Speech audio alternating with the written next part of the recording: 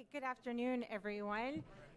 I will be running the meeting today. Our mayor had to step away, so welcome. We are going to begin the meeting with the roll call. Mayor Baxter. Commissioner Flores. Here. Commissioner Marino. Here. Commissioner Powell. Here. Commissioner Sachs. Here. Commissioner Weiss. Here. Vice Mayor Woodward. Thank you. And we are going to rise for invocation by Commissioner Marino, followed by the Pledge of Allegiance.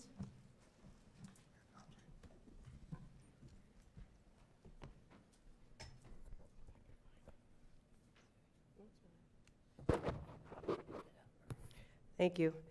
Yeah, I'm going to make it up. First off, I want to say thank you to everybody that's here, taking your time to be at this meeting and understand the missions, the values, and the goals of the county. Secondly, I'd like to say a humble thank you to those that are serving for the United States here and abroad. Third, I'd like to say this is our 250th birthday. Please understand the folks that came before us and what they tried to accomplish, and I hope that we can only leave the world a better place. Thanks so much. Amen.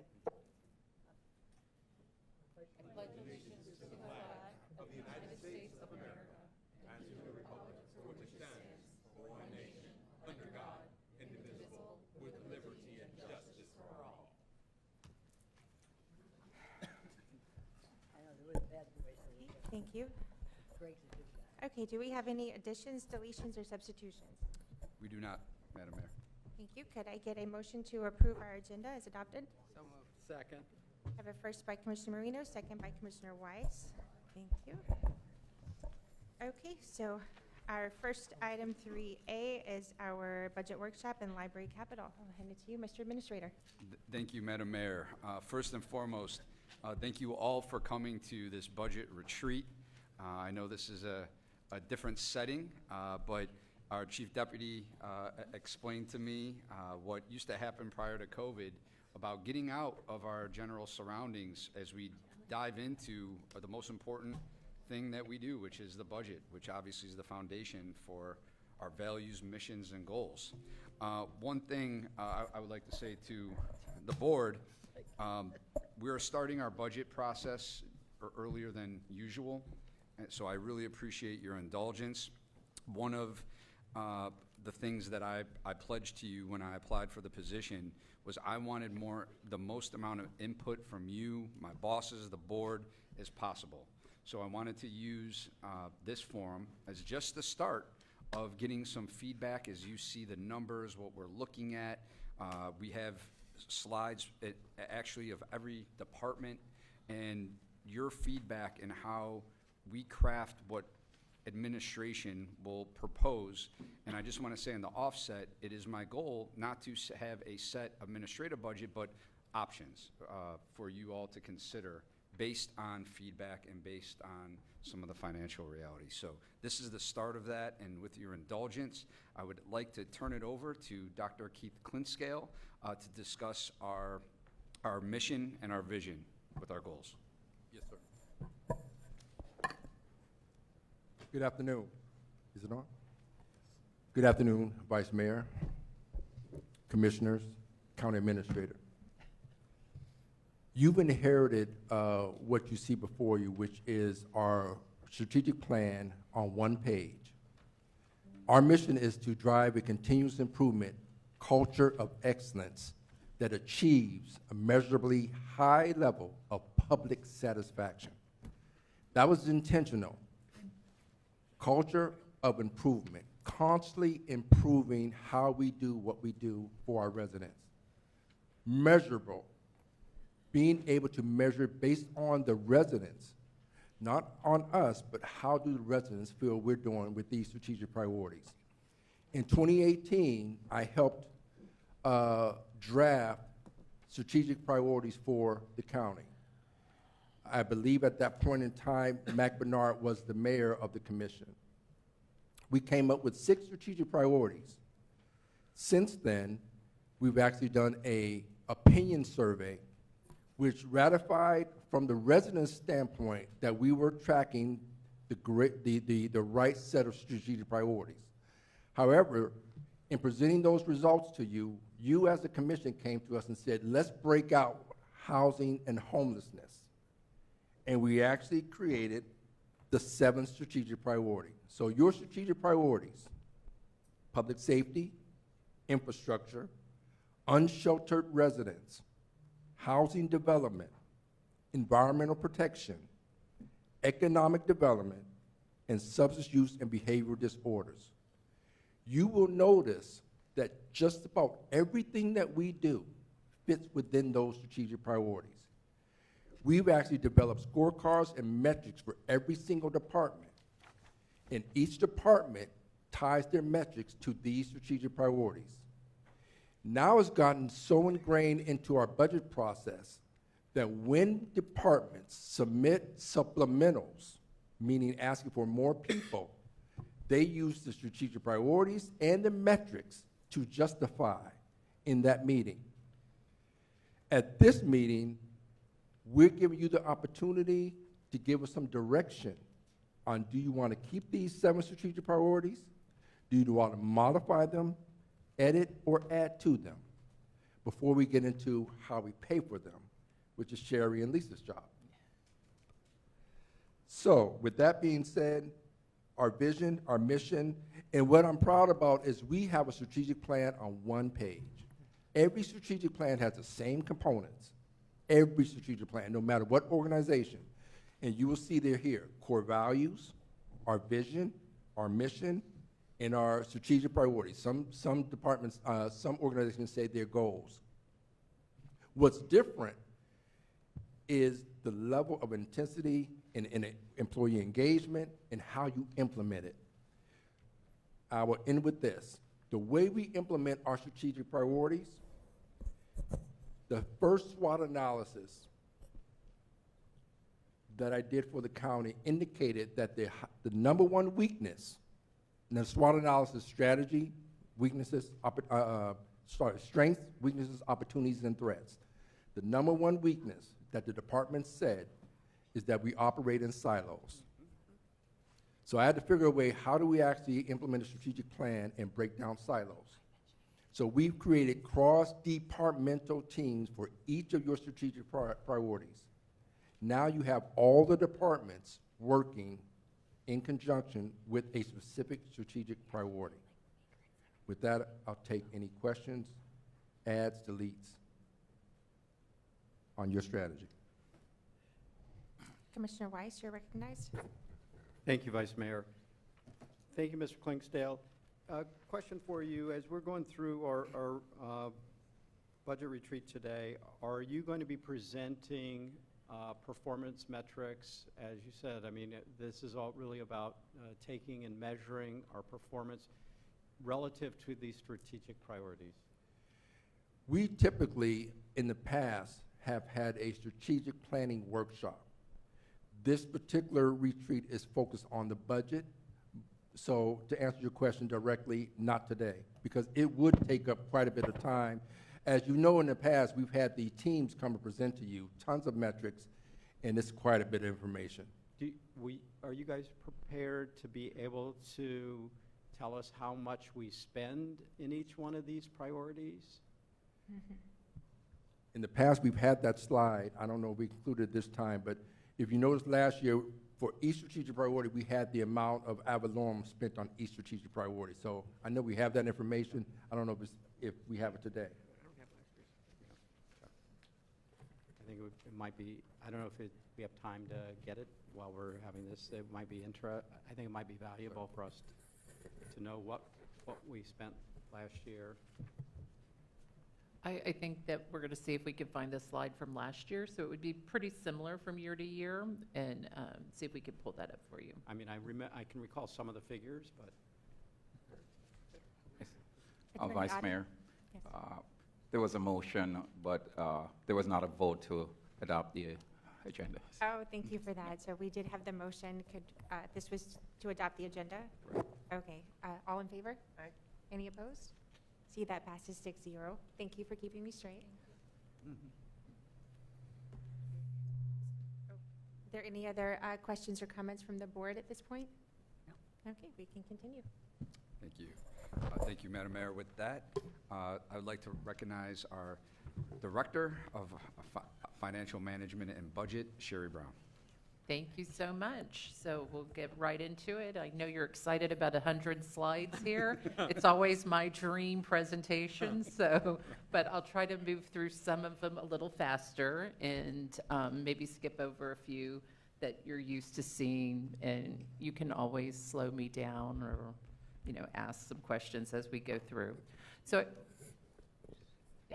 I always like to start as just a reminder of our accounting standards as far as what is a fund. Governmental accounting is based on fund accounting. It's a separate fiscal budgetary entity. Each fund must be balanced per Florida statute. And it's really used to segregate our specific activities and objectives. The general fund, of course, is our most flexible fund, and that's the one we typically talk about the most. We do have special revenue funds, debt service funds, capital project funds.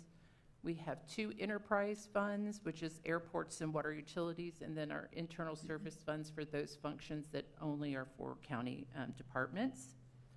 We included a list of our funds based on fund types. Just as a reminder, the general fund, which is all of our general departments, our constitutional officers, debt service, and CRAs.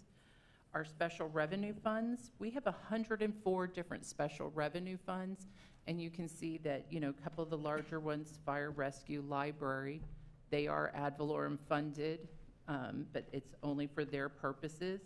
Our bed taxes, the golf courses and parks operates as a special revenue fund, and so many of our grants and opioid settlement, just to name some of the bigger ones. Our debt service funds are used to make our annual debt service payments, and so those funds gets transferred out of the general fund or a special revenue fund to those non-ad valorem bonds, and then the general obligation bonds are ad valorem funded. Capital, we have quite a few different types of capital, and then again, in our enterprise funds, both airports and WUD, our ISFs or internal service funds, our fleet and risk management.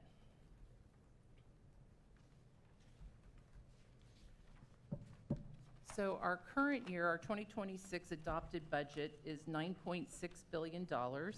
On the left is our revenues, on the right is our expenses. Property taxes make up about 22.6% of our budget, and that $2.2 million is for all 3 of our general fund, fire, rescue, library, and debt services in there. Fund balance is a large portion, 45.7%. It is the dollars that were unspent in prior years that are carried forward for those same purposes as prior years. And then we have transfers in, charges for services, intergovernmental licenses, and some of our other revenues there. Part of fund accounting is doing the transfers in and out, so you'll see there's a revenue for $968 million. There's a transfer out on the expense side for the same amount, so we look to make sure those are balanced. If you backed out transfers in and fund balance. Excuse me, Sherry, one moment. Minister? Sure, if you wouldn't mind for the public, if you could explain the interfund transfers Sure. and that nearly $1 billion so they understand exactly what that is. Correct, yes, sir.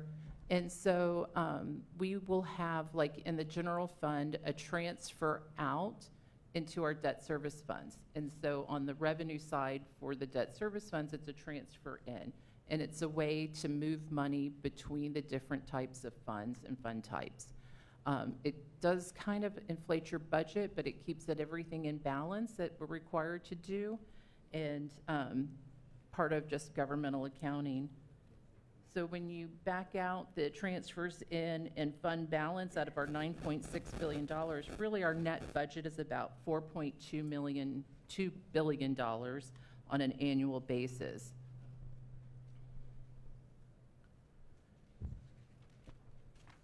Again, our fund balance is about $4.4 billion. The general fund's about $480 million of that. Capital projects makes up the largest portion. Then what is reserved, which hasn't been allocated to a specific purpose, is $2 billion. So if you look at just capital projects fund balance, it's about $2.2 billion. That's the unspent cash that's being carried forward from prior years. And then what is in reserves is about 1.5, because the difference, or is about 706 million, I'm sorry. The difference is 1.5, which is allocated to really specific projects, because capital projects are multi-year and continue on many years.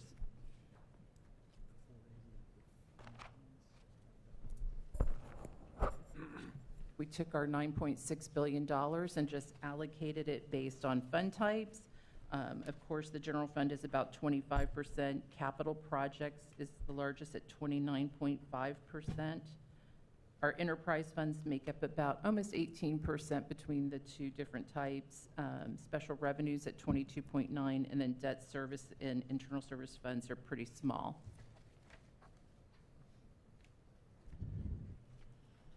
Out of that budget, our general fund, our most flexible fund with our general types of projects, departments in there, is about $2.5 billion for 2026.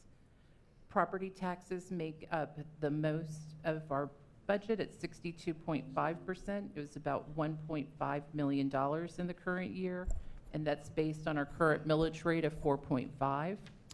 Sherry, if I Yep. may say, on this slide, Commissioners, the pie chart to our right, the 609 million, that is the pot of money that when we hear these cuts of the 344, that along with capital projects would be the flexibility of where those cuts would be.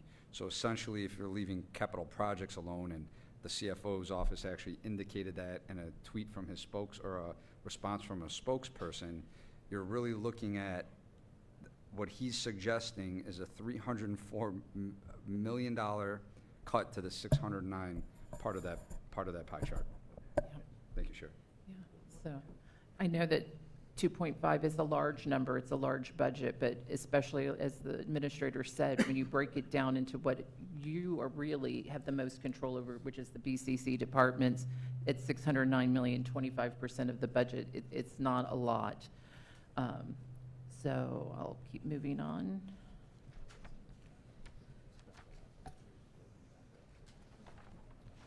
Just a breakdown of property taxes throughout.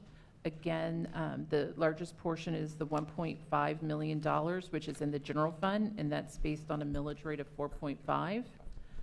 Fire rescue is about $513 million, and their millage rate is 3.4581.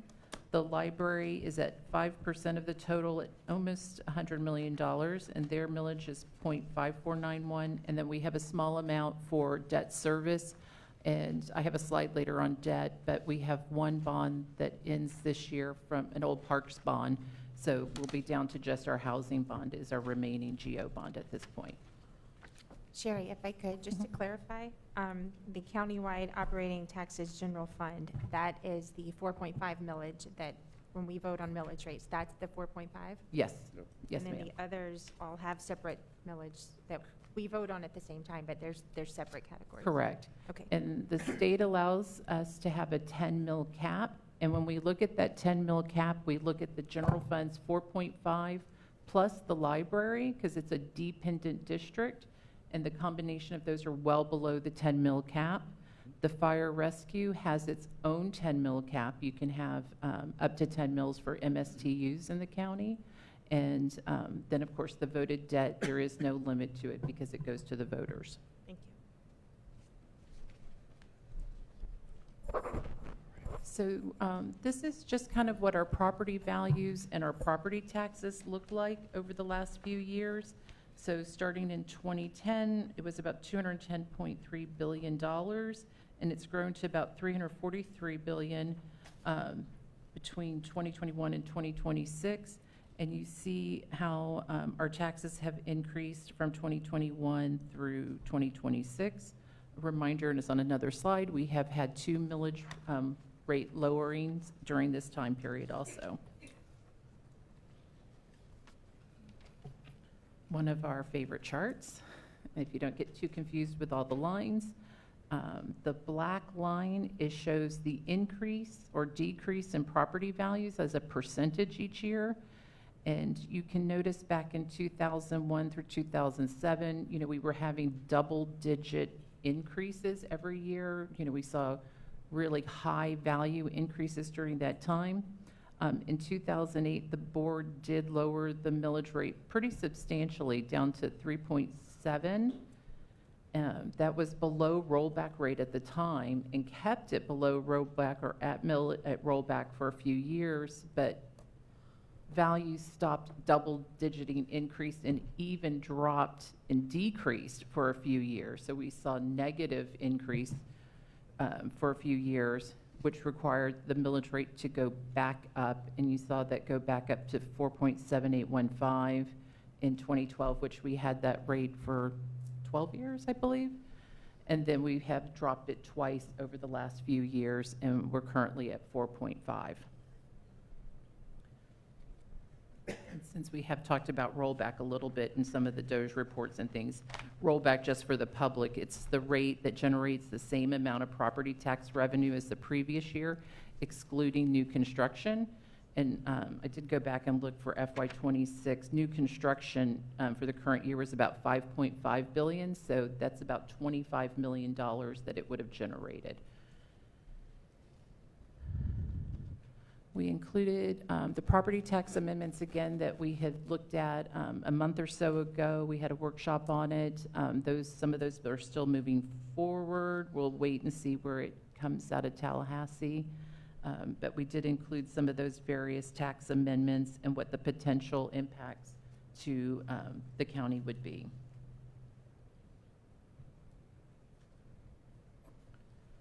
You know, property taxes are single largest, but we have several major revenues. You know, state shared revenues and half-cent sales tax are from Tallahassee. Our franchise fees, utility taxes for electricity is at the local level. Communications services tax is calculated through the state. Utility tax gas, that's a local. So you can see our total major revenues for our budget for 26. It's about $299 million. When we built the 2026 budget, we had actual 2024 numbers and what we estimated 25 to be. So that's how we budgeted for 26. Now that the fiscal year has ended completely for 25, we can see that we collected about $301 million. So we may be a little low on our budget for 26. Maybe we'll pick up $2 to $3 million more than what we have budgeted. We look at it on a monthly basis, but as we go forward to build our 27 budget, you know, we'll be looking at what our actual 25 is and what we're estimating for 26. Down below that, we detailed out our local option gas taxes, and you can see a lot of fluctuations were there, just the opposite.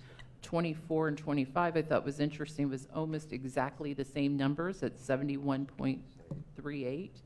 So that's a little unusual. We budgeted at 72.4. We may be just a little high there, but you know, we'll watch it on a monthly basis and you know, and see how it comes out. This is a newer slide. We haven't done this before, but as we've talked about potential property tax changes, we wanted to look at it in my office as far as what could we do differently with our revenues. But with our major revenues, what we really went back to double check, you know, we're at the max. So our franchise fees is an agreement that's out there till 2039. Utility taxes allow under Florida statute up to 10%, and we're at that 10%. When you look at our local option gas taxes, the various kinds that we have here, the 6 cent, the 5th cent, and the 9th cent, we are at the max of those. So we really don't have any room to make any changes with our major revenue groups if we had wanted to.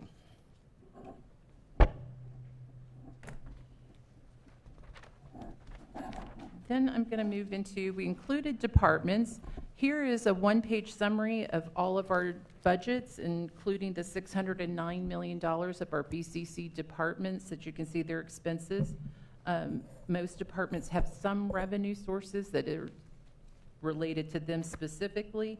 And then we look at the net ad valorem budget. We also included, the board had asked at one point to look at what a 5, 10, 15, 20% cut is. We included there. You want to take over this part? Thank you, Sherry. Yeah, I directed staff to do deep dives into their budget and operations, and they have been for months now. And every department does, on subsequent slides that are coming up, a 5, 10, 15, and 20% cut, also with a brief explanation of what that would mean within their departments. But there's they have greater detailed analysis available at any time if you want to look at it. I did want to bring that up. And at your, whatever your convenience is, Mayor, I could just explain maybe the first one on the list, community service, as an example. We have many slides. I don't know if it's the board's Start with an stamina example. Yeah. to go through each one, but maybe just one of them so I can explain how it reads out, and we can move ahead from there, if that's perfect. Probably the next. So for instance, and Sherry, you can. Okay, go back one slide. So we tried to look at all of our departments, tried to put it in a format that was easy to follow, we hope. So you can give me some comments on the format if you'd like some time. So Community Services has about $77.3 million worth of revenues. Their expenses are 117, but their net ad valorem is the piece that would be funded out of the general fund, those general revenues and taxes, which is about 39.6 million. They also have a CIP budget of about 1.8 million, if I can get it out. When we ran this, and so, it's only a static in time, but they have a total positions of 205. At the time, they had 12 vacancies.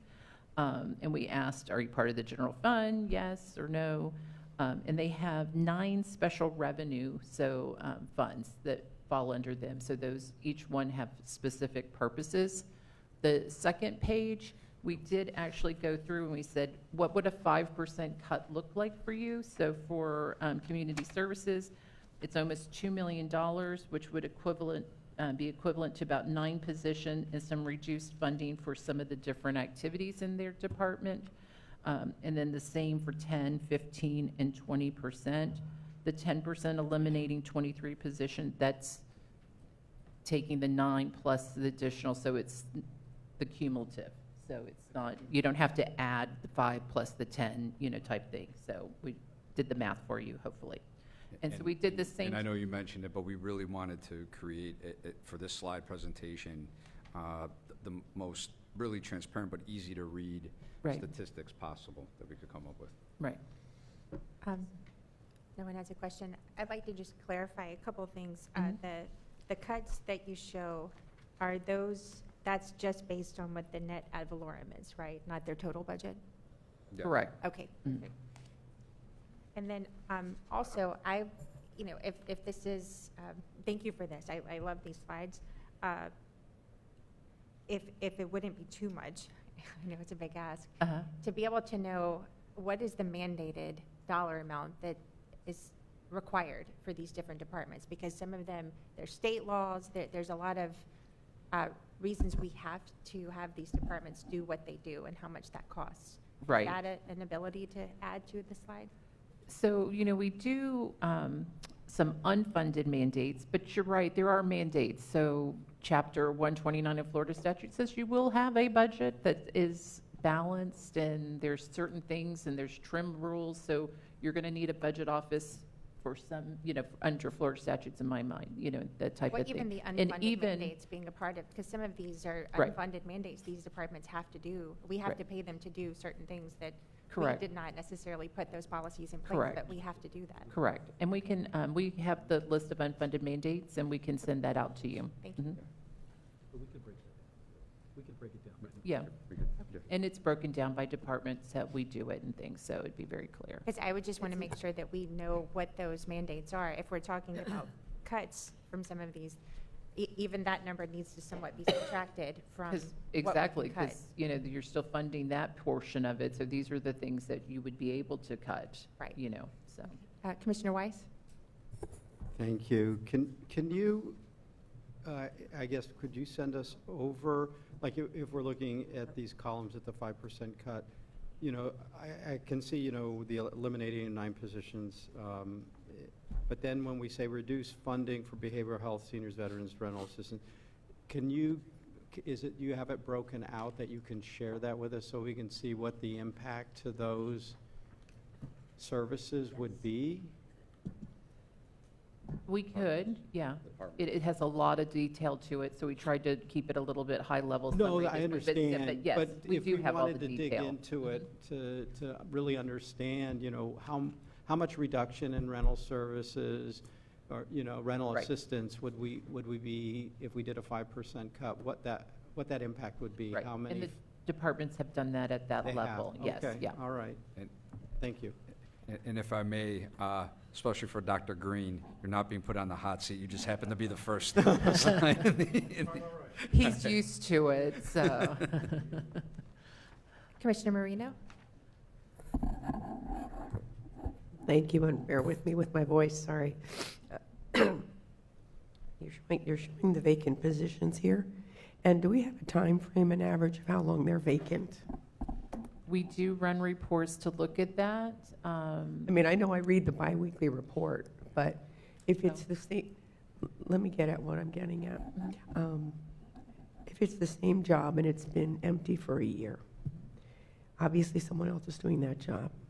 This goes back to when we said one of the tasks we've given Administrator Abruzzo is to really look at how many people we have in the positions that they have. Do they have the right position? Do they have the right job description? And the reason I'm asking this question is because you're showing that if we do a 5% cut, we take one position or 3 positions or 5, whereas, there might be 5 vacant positions that haven't been filled for a year, and someone is doing that job. Right. I would like to figure out how the county could redo the job description so that that person who's doing a job and a half is getting paid for that. But on this side, we're now saving the benefits of another full-time job. So while we talk about vacant positions, I'd like to, moving forward, keep that in mind. And when we finally get this study of, do we have too many department heads or do we have too few department heads? And, are you doing your job description? Are you doing more? I really think it'll help us to effectively cut our budget because we'll know the jobs that are being done correctly. Right. Thank you. Commissioner Weiss? Thank you. That just brought on another question for me. In thinking about the vacant positions, if they're not filled, even though we budgeted the dollars for that, can you explain what happens to those dollars when we don't fill a position? Right. So at the end of the year, those budgeted dollars fall into fund balance. Our expenditures are less than what we budgeted. Our revenues come in typically closer to where we budget. That difference would drop to our bottom line, basically. And, we're about to have our mid-year cleanup in March is when we always bring it, and we're going to bring you an item that says, okay, we thought we would spend this much, and this is how we base the 26 budget, and we'll have some additional dollars. And at that time is usually when we make a decision, do we want it to drop to our fund balance, or do we want to use it for some one-time type things like capital? And we've done both of those. I will say that, coming out of the Great Recession in 2012, we had used a lot of our fund balance. So over the last few years, we've made an effort to raise our fund balance for emergencies and have that there for emergencies. And so we've done a great job. And, it's been recognized by our rating agencies, and things like that. So that's where that money comes back to. So the money doesn't, theoretically, even though the positions are there, it's not being spent. Correct. It's been allocated for that purpose, but at the end of the year, it's going to get cleaned up. It's either going to move into fund balance that might be able to be used to help us with capital projects that we can get done sooner, Right. or potentially go into reserves. Correct. Okay, I just wanted to Yes, clarify that. that's Thank where you. it is and stuff, so, yeah. Okay, go ahead. I'm going to skip over. I don't think, there was one department or something, all of your departments heads are here, but we wanted to have it for you so that you could see. Was there any questions maybe about revenues before I move into capital, or we're I think we're I'll ask going to for go that. all the way to slide 79 to start talking about some Oh, capital. We get to skip 50 slides. I know, Oh, I there's such a- know. I was Like so going to the disappointed. We- I mean, we you moved know, right through the bu- skip? Well, we skipped whole section. when all of you had first come on, I always have at least 60 slides, and no one lets me go through it with you, so, but We're not complaining. you love it. I know. You keep this by your bed, so if you can't sleep at night, just pull my presentations out. And My 79. so, What? I think we have a different number for 70. I didn't say Okay, there we go. I love all this. 79. I live for these numbers. Okay, so we'll talk about our capital projects. Our capital project plan is a 5-year program. We only adopt the first year. We like pay-as-you-go where we can. We plan for larger projects with multi-year funding and use bonds, grants, and other revenue sources where available. Once the project is budgeted by the board, that funding carries forward for that specific purpose until the project is completed, or we bring it back to you and say we don't need the project anymore and would close it out. Most projects are always, again, multi-year and completed in phases. Contracts require full funding to be executed, so that's why even though I know a construction project may be multiple years, I need the dollars in year one so I can issue contracts and move it forward. Projects are carried forward as approved by the board. Any additional funding must be approved by the board, so I don't get to just transfer money if I find it on my own. I bring it back to you for your approval. And upon completion, any remaining funds are returned to the original funding source. We have many types of capital revenues. Ad valorem, of course, is unrestricted out of the general fund. Fire rescue and libraries restricted to their departments. Our infrastructure surtax, the tax actually ended December. I haven't checked a receipt recently to make sure that it's being calculated correctly out there, but I'm sure that it is. And we have an oversight committee that reviews our projects and makes sure that we follow our plan. And that committee meets quarterly. That tax has ended, but those projects will take a while to spend down. So I would say that you're going to still see my surtax reports for the next 5 or 6 years. We have impact fees, proportionate share, bonds when needed. Our tourist development tax can be used, grants, building fees, enterprise funds, and interest earnings, which we're happy about with the higher interest rates and what it's been able to help add to our budget from that standpoint. So our 5-year current CIP at the moment is almost $3.7 billion. That's new capital dollars. That's not including any carry forwards from prior years. Part of this budget, we did include in here a TBD. Parks has almost $1 billion worth of requests in the current 5-year plan that we included. Give them everything they want. This way we can keep our Jennifer, we can get out keep of the our room. CAPRA designation. Jennifer, Give them get out of the everything they room. want. Yeah, so anyways, we do believe in parks too. We thought it was important to include it in the plan without having a designated funding source for everything. Even if we had $1 billion to throw at parks, we couldn't spend it in 5 years either. So, we have to kind of balance what we have with what we think we can spend. On the next slide, we took that same dollar amount. We divided it amongst our various construction and departments. Facilities gets almost $1 billion out of it, which is 26.5%.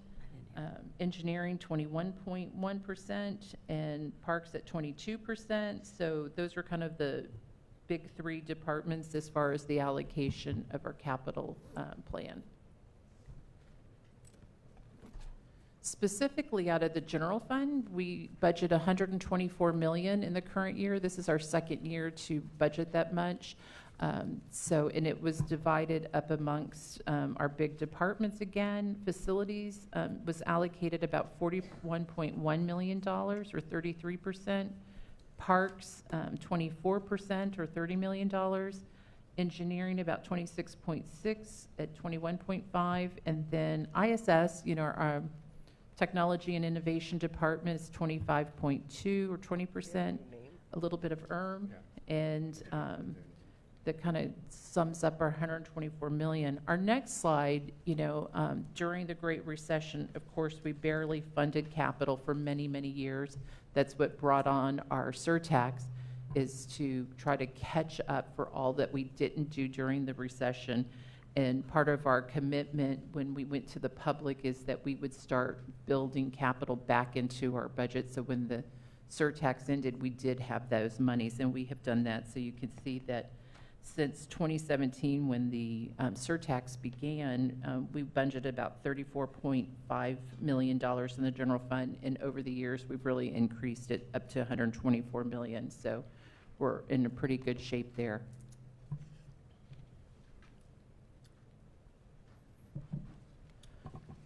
Just breaking down the pie chart by year, by funding types, just to have an idea of where those different capital projects come from, the various revenues. You can see gas tax, grants, impact fees, again, infrastructure surtax. Even though that the surtax is ending, it got collected a little bit faster than expected. So, we weren't planning on budgeting all of the projects until 2027. So you can see 62.6 million in 2027, and that's the reserves from collecting faster than what we expected. But we really didn't plan to start those projects till 2027, so we didn't move them up just because the cash came in earlier. We break down the same number, the same capital, and this time we do it by department over the 5-year period. I don't see anything specific. And then we'll talk specifically about surtax. One moment, Commissioner Weiss. Yeah, can we go back to slide 85, please? What is TBD? To be determined? To be determined. So does that mean we've identified the revenue or the funds? We have not identified. That is the almost billion, 968 million primarily in parks that they have requested various projects that we really haven't dedicated a funding source to. But we wanted to include them in the plan just to make sure that we knew there were additional projects out there. And then the other question I had was, when we, as it relates to technology and potentially ISS, because I understand the departments purchase their own software licenses. Yeah. ISS purchases, I'm looking at Amy or Mike if they're around. So what we do budget for is. Sherry, Tracy Ellison. Oh, okay, I'm sorry. Some departments do purchase their own software, but ISS are building software as well. So they do build departments as well for their. So I guess, so if ISS is building their software, is that a chargeback then to that department? Yes. So does each department have a technology line item? So we don't charge back for the general fund Not- since, yeah. Technology and innovation is part of the general fund, but they would They- charge back to the enterprise funds. So a big portion of their capital, though, is to maintain our servers, some of that county-wide infrastructure that we have, all the cybersecurity that we do, the telephones and So that's sort of the overall technology, but I mean, I know, for example, that PC&B is going out to buy a new system. Mhm. Where's that going to show up? in PZ&B. And they're an enterprise fund as well, part of them. Partly. So the building department will have their own funds to fund it, and then the PZ&B, which is in the general fund, will have to have their own funding. So a lot of times you'll see that as supplementals, that departments will request, I want to do something new, add something new to the budget and build it in that way. All right, thank you.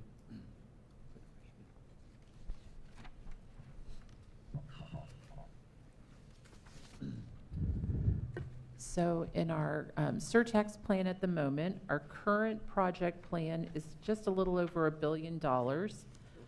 We have about $69 million worth of changes of additional budget that's needed on various projects. It's on the next page, but it would take our total project plans to $1.125 billion.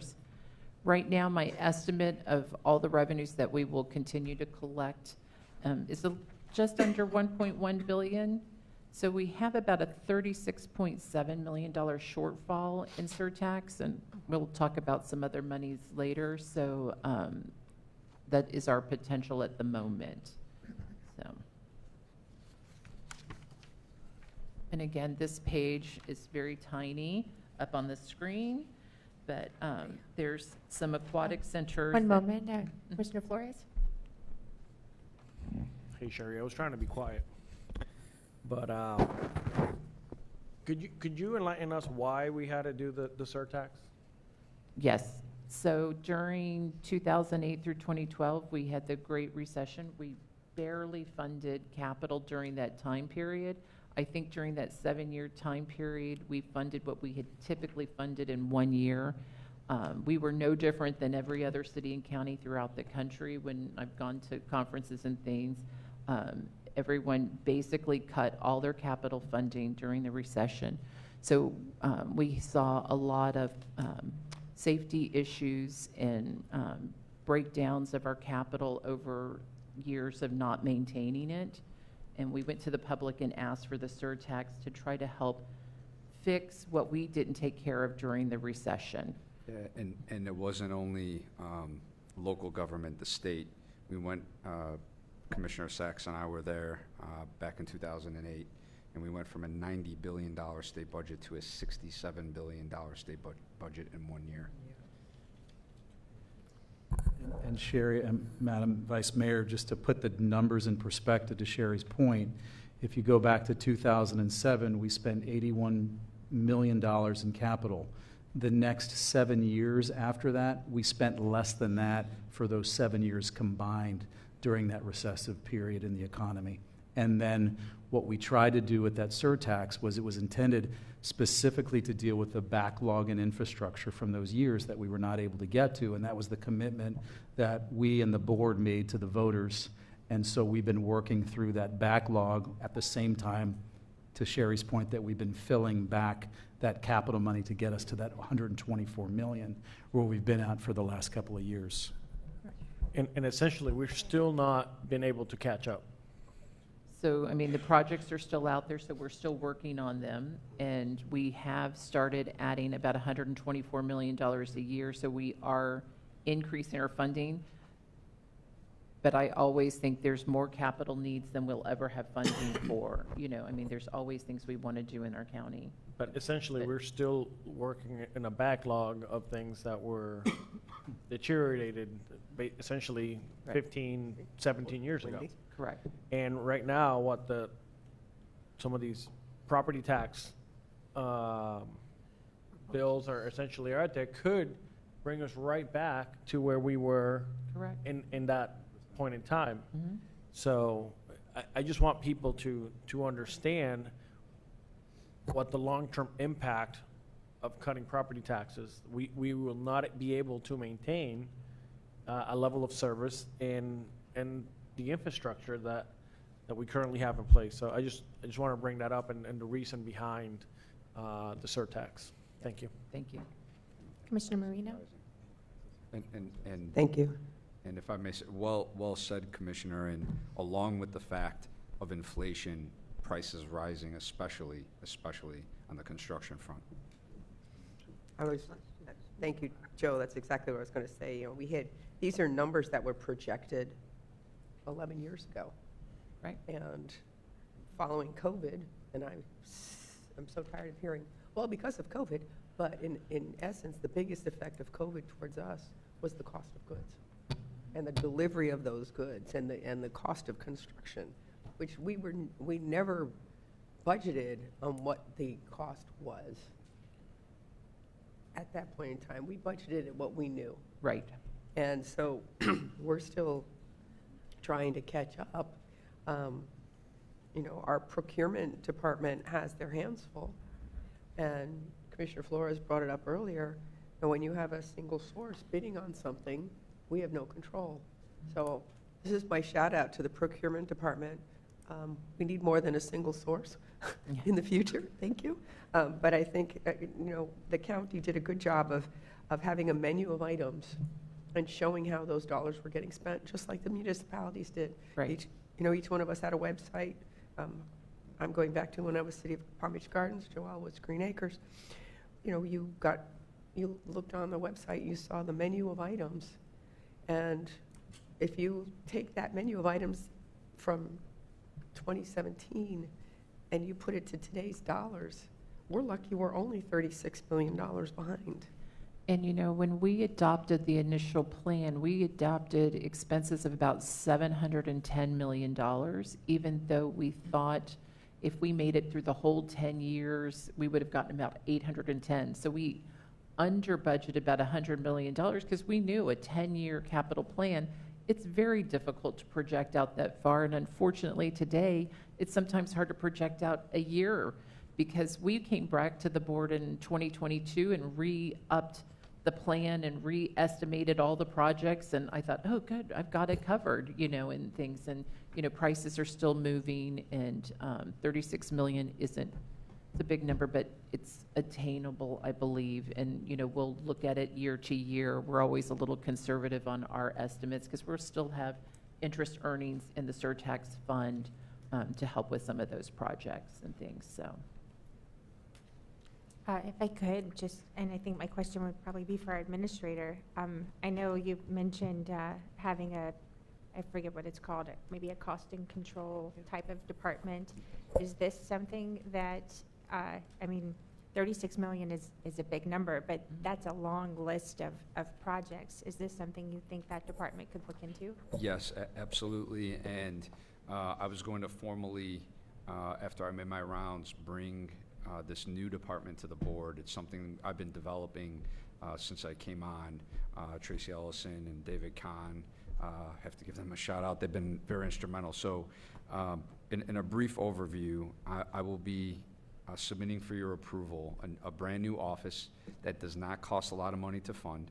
It's basically going to be build it as we move along for our ROI on it. It will be the Office of Cost Control and Compliance.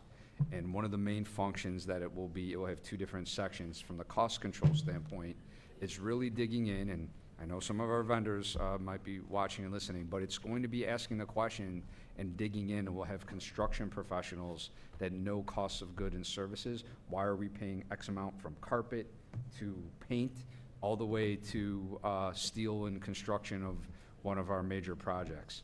So it really be digging down, because what I've seen as an administrator, we don't really see a lot of those numbers or see how we're winding up. And I want to know what's out on the market and if our vendors are truly providing us with the best pricing possible. Then there will be a compliance department that will be a little bit more on the legal side to make sure that we are doing everything in a compliance way. Not to interfere with Mr. Adi at all, but just from we deal with a lot of paperwork at administration, and a lot comes through, and I want to make sure that we are in compliance from the most mundane compliance issue to our more complicated ones. Okay, thank you. Didn't mean to put you on the spot prematurely, but I felt it's a good time to talk about the potential of this. So please continue. All right, and so that's just the detail of the 69 million. We think we can cover about half of that right now, and then we'll look at how we can maybe possibly fund the rest. All right, talk about bonds, one of my favorite topics. We have two types of bonds that we use in the county, either a general obligation bond, which is supported by property tax. It's a referendum that goes to the voters and would be county-wide, has its own millage rate that is separate from the county's operating millage. And then we have non-ad valorem bonds, and these are bonds that are backed by general revenues other than ad valorem. It's unrestricted revenues in the general fund and some special revenue funds. And again, all bonds have to have a public purpose. The next couple of pages, we did go ahead and just list out our existing bonds that are outstanding. We have 2 GO bonds, the Parks Waterfront Access Bond that was issued a bit ago is being paid off in August of this year, so you won't see that on the tax bill going forward. We just have the initial $94.9 million we issued in the housing bond, and at some point we'll probably issue the other balance, about $100 million of housing bonds in the future. We have all of our different types of non-ad valorem bonds listed on the bottom of this page and continuing on the next page, and they have funded various projects from, I still see some Max Planck out there, from the Scripps dollars, and most recently, we issued bonds for animal care and control, which is on the next page. So when we adopted the 26 budget, there were 3 types of bonds that we had included in our budget that we thought we were going to do, and we did do one of those. The one in November, we issued $90 million. That allowed us to allocate $60 million to animal care and control, $22 million for 810 Datura building replacement, which is our community services department, and then $8 million for design costs for South County. And again, that was issued in November. 2 other that were part of our plan was Airport Center, where we would move the property appraiser and the tax collector. That we'll probably need to issue about $140 million for that project. South County's a few years out at $220 million. And then we're adding another one here for the governmental center redo. We'll probably need an additional $150 million for that, and that would probably be something I would recommend that we do a bond for. So we wanted to include that. So that's a little bit something that we haven't talked about before. Hold on, Commissioner Weiss? Thank you. And I know probably right now what's happening with interest rates, bond defeasance is probably not something contemplated, but do we do that? I know we do it at SWA. I've been involved in doing that. We do. We look at possible refundings all the time. Our policy is if we can save 5%, we think it's worthwhile to consider going to the market. So many of our bonds were refunded when the rates were at the very lowest, but we just got something from our financial advisors. We have an older airport bond that looks like we could probably save about 8% by doing that refunding. So we're starting those talks just to see what it looks like and make sure that it would work for us. Underwriters love to come and bring us proposals. So we have them come through our office quite a bit, and they always have an idea of something, but but we do look at it on a regular basis. It would, I think, and I don't know, we didn't it today, but going forward, I think it would be valuable to understand what the interest rates on these bonds are. Sure. I think we have it online in our budget document, that every bond that we've ever issued, we include that information on it. So it's available online. Thank you. Mm-hmm. So our existing non-ad valorem debt service, I'd like to show this just to show that we do use general fund dollars to make our debt service payment. We have some for our bed tax dollars are used. A little bit in the transportation, there was a bridge many years ago that we used some gas tax dollars for, not much, which I think should be paid off in the next few years or so. And then the other is the baseball teams. Their rents help to pay for the debt service for those bonds. And then I wanted to look at it just as far as the general fund. Over the next few years, you could see that the general fund would fund $41.4 million, and you see some decreases down to $20 million out of the general fund in 2030. The bond we just issued for the current year, the debt service that we'll make in the current year is $2.1 million, so the total for 2026 is just over $43.5 million. Then the 27 would be almost flat.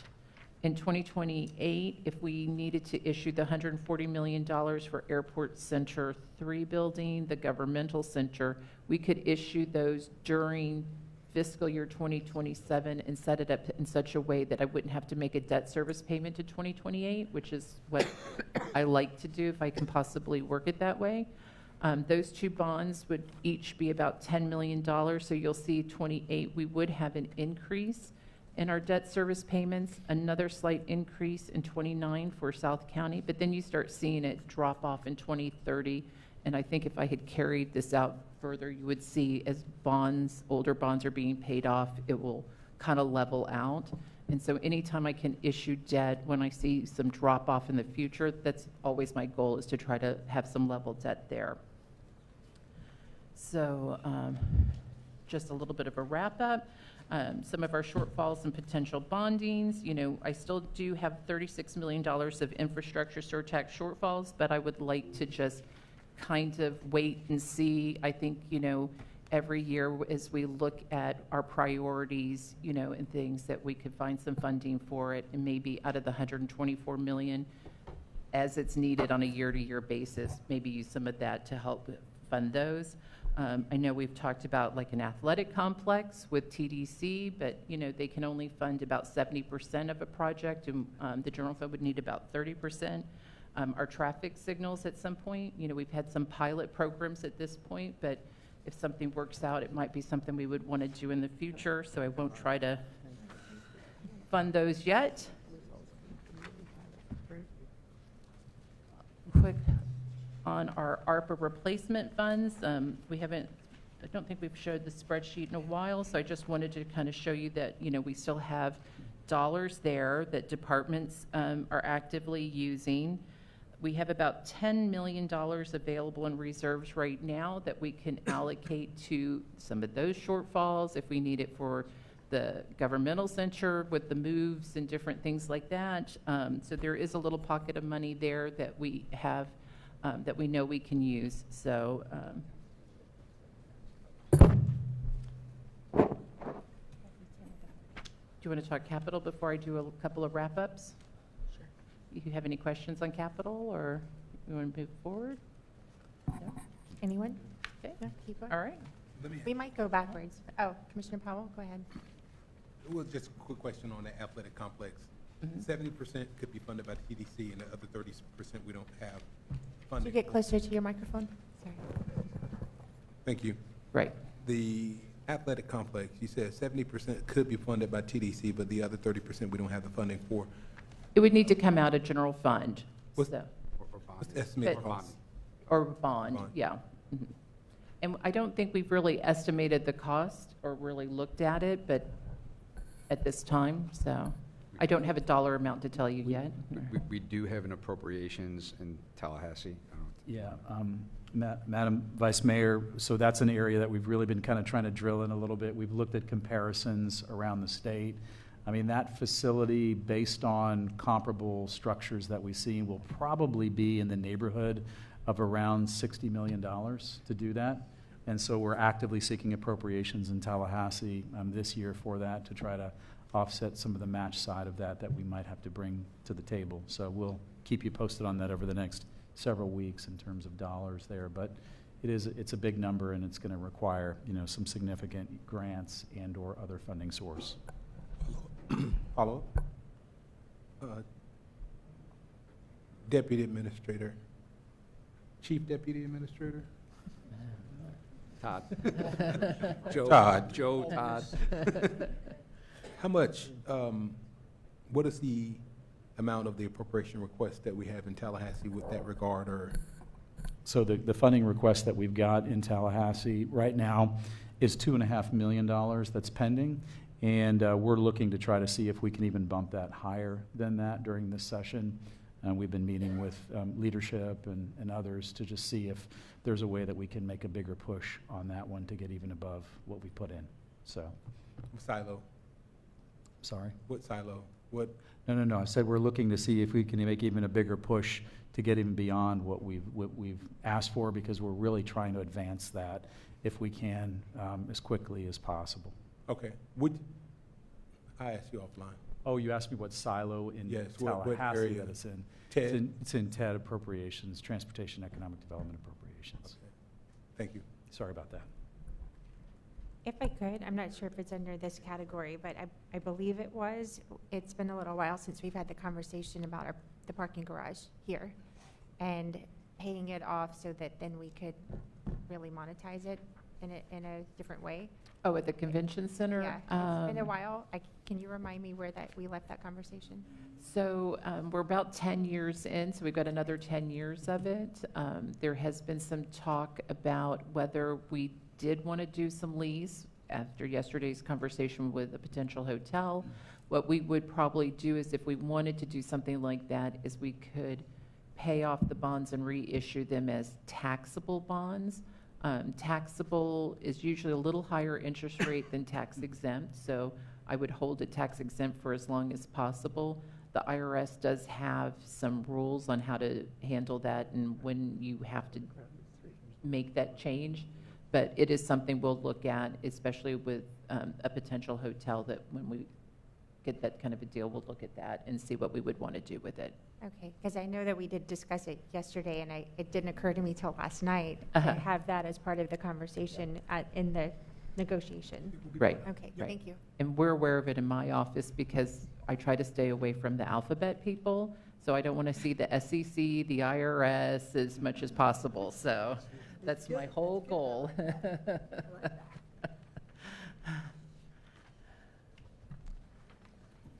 All right, so, as we talk about potential large cuts, if we were to get something through property taxes, when, we were looking at $300 million, $100 million, I tried to go out and look and see what do other cities and counties might do that I don't do here, and I think that we get stuck with what we always know, so we tried to do a little research. School zone cameras, you want to talk a little bit? Well, first and foremost, I want to thank our departments, because besides the cuts, we asked for revenue enhancements. So much of this came from potential enhancements within their departments. We've had several meetings at administration with PBSO and school zone cameras. Studies have been conducted. It shows a significant, in our estimation, depending how that flows, increase in revenue. Sherry, do you have the numbers from the study with you by any chance? Yeah, so I know like Miami, when they did theirs, they picked up just in their general fund, their net of what they had to pay the vendor was about $6.6 million. And so I think we would be even a little higher than that, so. Well, so the way that it generally works, and I think theirs was in a very defined area. If we went countywide, it would possibly be, and we would have to have PBSO come, but in the tens of millions. It also, there's many different variables.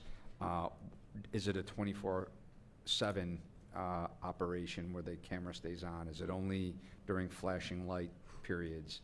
All those factor into it. So I'm not advocating that by any stretch of the imagination we were just looking at revenue enhancement costs. Okay, I definitely have an opinion on this, but we'll go to Commissioner Weiss first. Yeah, I think, this really needs to be looked at as a safety issue.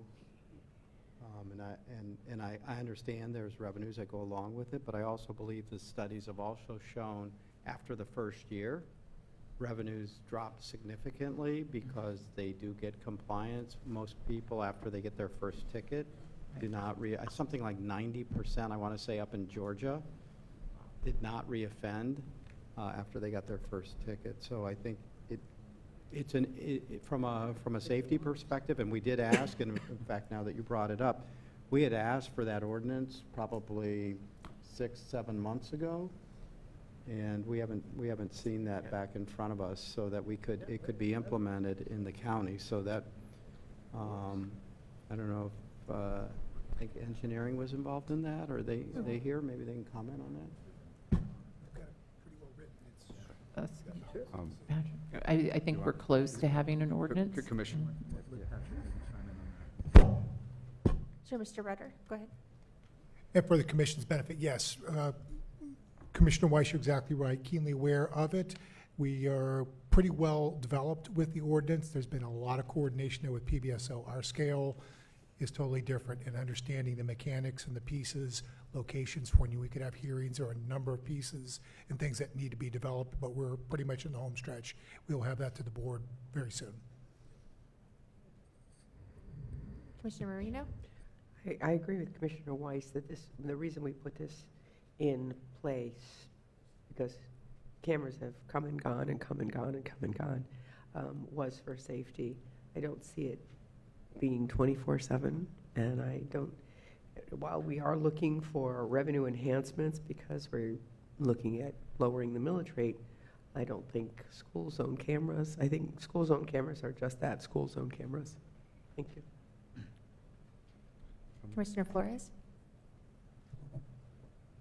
I will echo what Commissioner Weiss just said about the security zone cameras. But I appreciate you guys looking into this. I appreciate you looking into other possible ways to increase revenues. I think these are tools that could be utilized. It doesn't mean that we're going to. I'm willing to wear a sponsor shirt like the NBA. If we have anybody out there that wants to sponsor the county, I'll wear their logo. Is that ethical? I believe it is. It should. But listen, at the end of the day, we have to do what we have to do for our residents. So looking at some of these fees is prudent on our behalf, and I thank the team for doing that. Thank you. I just will add that I don't think we as staff or our county administrator loved everything on this list, but I wanted to at least throw it out there that other cities, counties do some of these things. If you were interested in us pursuing any of them, we could look at something, so. Commissioner Powell?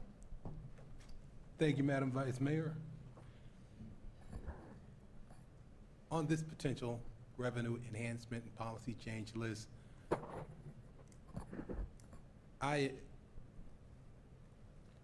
my concern would be, of course, I've had meetings with the proprietors of the school zone cameras, and here's where I'm at.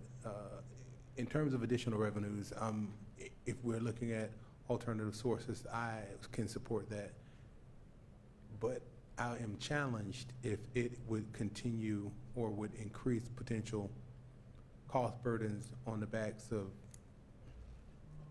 the regular citizen, or opportunity costs where it's like, I got you, right?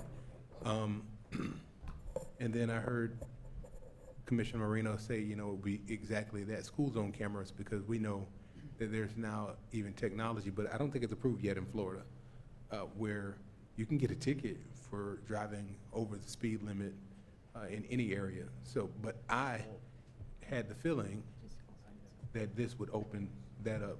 So just, I'm open to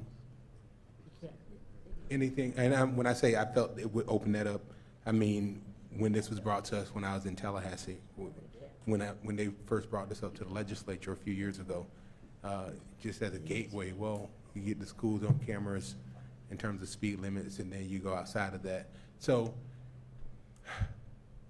it's always a challenge when you start thinking about opportunity costs and what it would eventually or potentially cost residents, and where these cameras go. There was that issue with traffic, red light cameras, and where they were being placed in neighborhoods. Even in Orlando now, there's a lot of neighborhoods that have red light cameras that are strategically placed to capture the poorest residents. So just keep that in mind.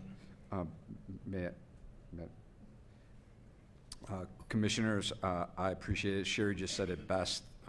There's things that myself as administration, when we compiled the list, this is going back months now, we didn't know what we were looking at from the state, and truly if 90% of our budget was going to be up for a vote by the residents. That said, to kind of put this in perspective, it is my goal to bring to you from administration options for tax deductions, so that I can confidently say to you that I will be able to head the operations of the government and our deputy administrators within a framework of a budget that actually wouldn't require any additional raises in revenue or potentially even any enhancements. So that is my goal, and that's the goal we're working towards. Okay. You finished? Sorry. Before I come back to you, Commissioner Marino, I just wanted to say, I actually like some of what I'm seeing on here, because some of what we're looking at shows a little creativity for us to have revenues maybe to business or private entities and not charging our residents. So there's potential. I know this is our first attempt at this list, but, you know, for any departments that are listening, you know, I like the idea of some of this. I mean, I drive by Boca High to go home every day, and they've got billboards all over the place for all the local businesses. I'm sure that's part of why, you know, that money that they put back into their schools. So is that a potential that we have for some of our You know, properties? the city of Miramar has a digital billboard contract that they did just a couple of years ago. It's bringing in $36 million over 20 years. It's $1.8 million. They identified like 5 different sites through their town, and a company builds it. They sell the ads and write a check to Miramar, and if they collect more than what they thought, the city gets a portion of it. Now, where the digital billboards would be in Palm Beach County isn't really, you know, my world, because, you know, I try to stay in my office as much as possible. But anyways, it is a thought, you know, I mean, it was an interesting one, you know, from that standpoint. Well, I would- Naming rights, I would love somebody to give us $1 billion for parks, and, you know, I would like, you know, from that one, so. Yeah, I mean, universities do it. I mean, they're naming rights on their stadiums all the time. So I like anything that's on this list, or maybe anything that didn't quite make the list that goes in that direction. I Right. would very much like to see something like that coming forward, instead of, you know, adding fees to residents. That would be the last Okay, for me. right. The bottom of the barrel type stuff. If we may have to get to that, hopefully not, but. You know, we talked about beach parking last year, and we don't like it. I mean, I park close to Carlin Park when I go to the beach, and I like my free parking too, but if we had to cut $110 million out of the budget, we might change our minds on some of these. So that's why they're just ideas that we don't have to make the decision today. If there was something, but it's something we could look at maybe in the future. Okay, so I look forward to more of that coming back. Commissioner Marino? I think I'm going to repeat a little bit of what everybody said. These are great options. Obviously, they need to be developed. Like naming rights, I can't see us allowing somebody that lobbies the county Right. to do naming rights on a building or something of that nature. But, and I don't know what legally we would be able to do in that instance. Digital billboards, maybe we talk to FDOT and see if they have any surplus land right along 95. And that would be a great place to put a billboard, and it's not going to be intrusive to any communities. I would see that as being a positive for us. Cell phone towers is something that's come in front of us before, so it's been a little squishy. I'm going to look at Patrick, because I always feel like he knows more about cell phone towers. And it was his idea, so I'll push it to him. I'm not taking credit for that one. Patrick. I didn't do the research on that one, like. If I may, and for staff, it's always my idea. That's exactly right. I take the arrows, it's mine, so, So explaining the administrator's idea here, yes. Including school zone cameras. and school zone cameras as well, yes. So we take a look at our properties that we have. I know previous places I've worked, we've evaluated properties that that the city or county, in this case, owns, what might be available to fit a pad, design it, put it out there for the world, do it on a larger scale, if you Something will, like Dyer make it Park. available.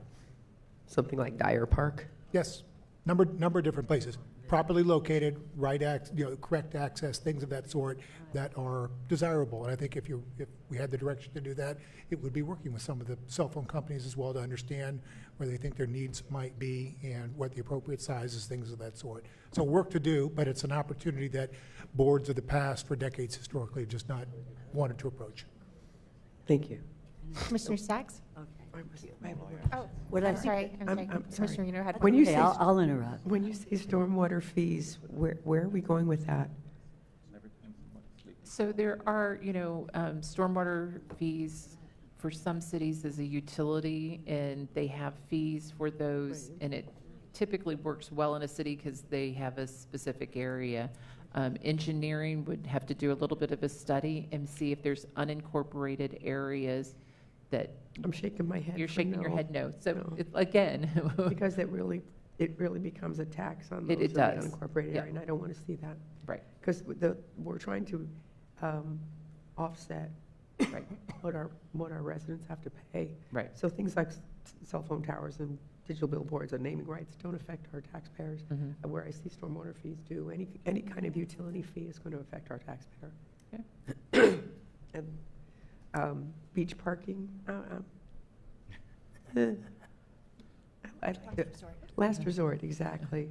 Unfunded mandates, so we don't have any, I mean, what are we going to do about I those? just put it on there as a reminder that we have about 50 million from the state, and, yeah, so, Yeah, thank you. 50 million, 50 million.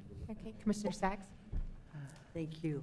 Well, I think this all wraps up to the issue that County Administrator Abruzzo is doing, and that this is where our big issue is with DOGE, is to make government more efficient and to cut down on the costs of government, which we're working on. And in the meantime, this is just added income. So, I mean, these out front digital billboards cost about $15,000 a month. Some are $20,000 depending on the location. There are digital billboards on the turnpikes. If we can put, so these are ideas that I know my other constituents, all the people here, have a lot of ideas of how we can pull in more money. And I think I'm going to ask my folks, what do they think about having these revenue enhancements? Also, public-private partnerships is something that I know that County Administrator Von Laren has been involved in. And you know, this is a rich county. Everybody wants to get in a little bit of the action, and we have a lot of economic movers here.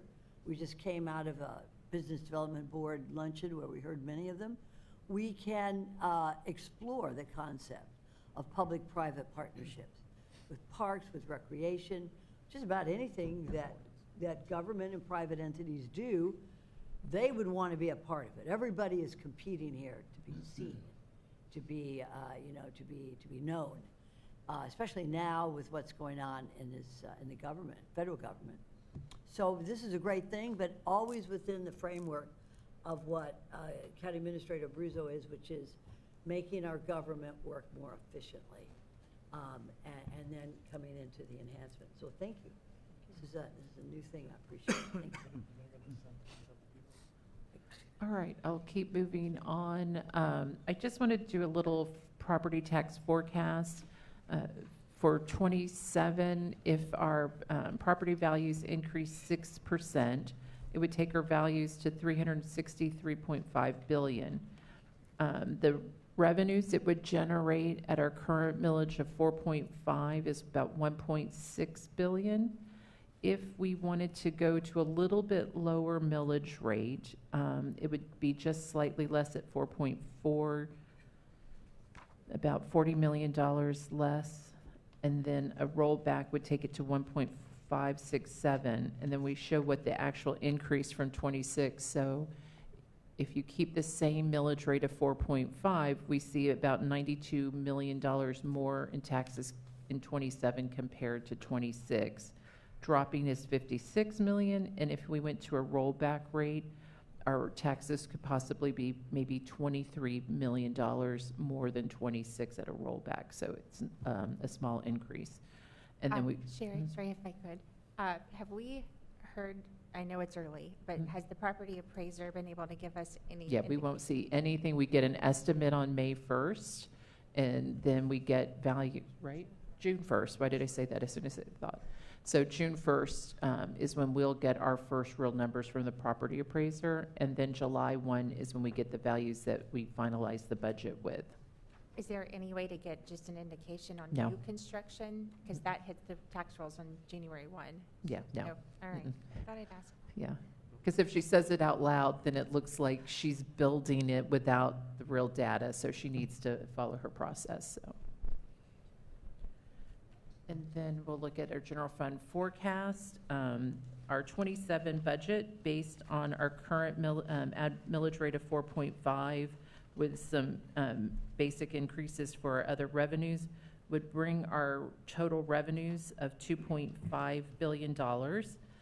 If we look at a 5% increase for the sheriff, the departments, and other constitutionals, keep our capital flat, our expenses would be about $2.56 billion. We would be looking at about a $32.7 million shortfall. If we wanted to lower it slightly, a $69 million shortfall. And if we went to a rollback, we would be looking at about a $101 million shortfall based on just some of these high-level assumptions. And then we go ahead and do it for the other years, but this is an early forecast. We will start with our departments. They'll start entering their budgets in the budget software in about 2 weeks. We give them about a month to do that, and then we take it back into OFMB, start a review, meet with our county administrator in late April, early May, and we'll bring you a budget in June.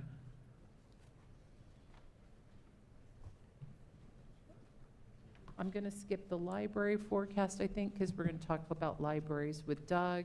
And then we also included fire rescue with the same type of analysis and where their budgets would be with their current millage rate. Right now, the projection would be a shortfall of 17.8, but these are high-level numbers until we actually get in and start putting in the real work behind it.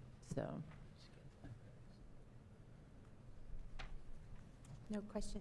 When do we expect to hear from the constitutional officers? Is that usually in Their April? budgets are due to us on May 1st for the SOE, the sheriff, and the clerk. The tax collector comes August 1st, and June 1st for the property appraiser. Okay, well, I'll do a brief recap from my notes. I had the board seemed to like ideas of revenue, not on the backs of our residents. So that's the last resort. So some more creative ideas from our departments I think would be appreciated to come back to us.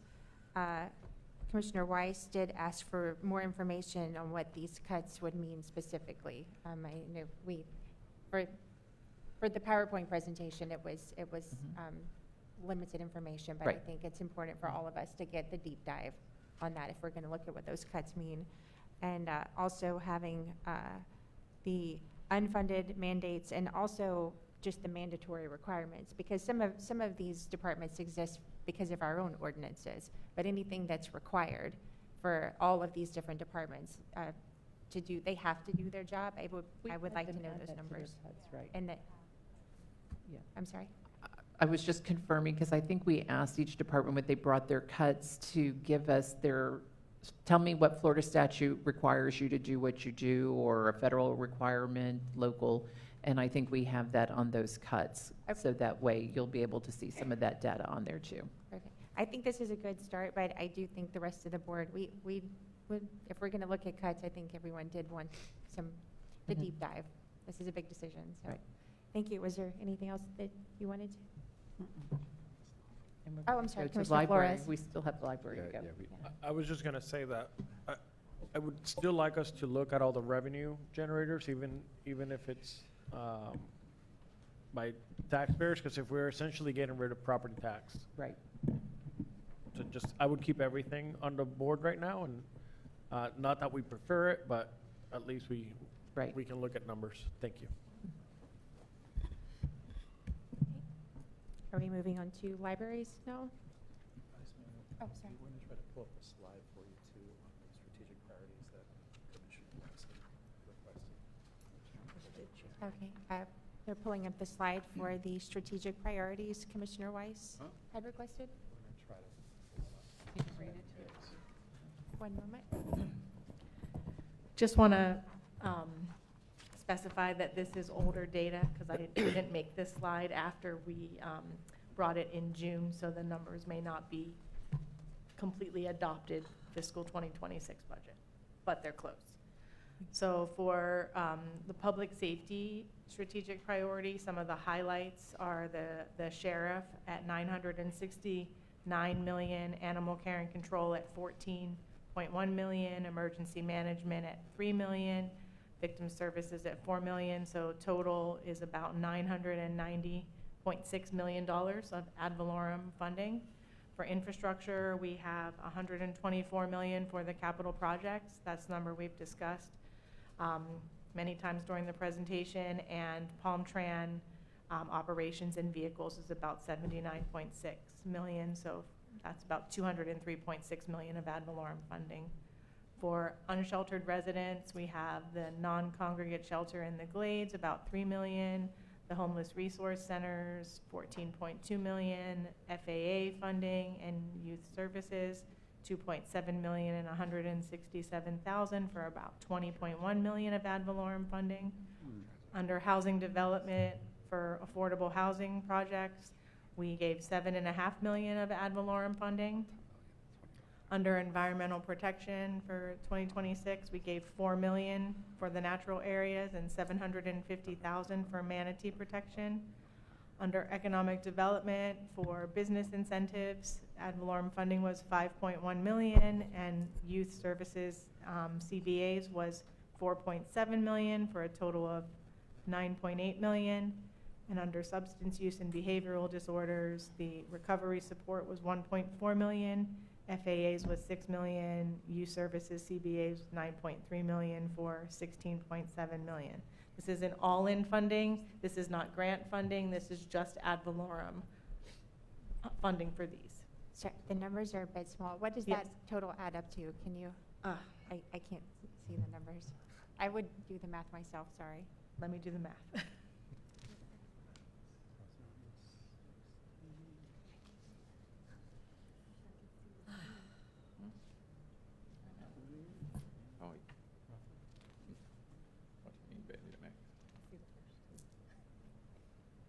Oh, 1.6 billion.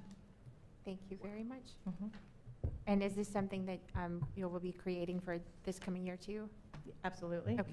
And if you would like, I could update it for actual adopted numbers. This is from June, so Remember that? if you'd like me to, I Commissioner can. Weiss, would you? Yeah? Okay. Okay. Thank you. Libraries?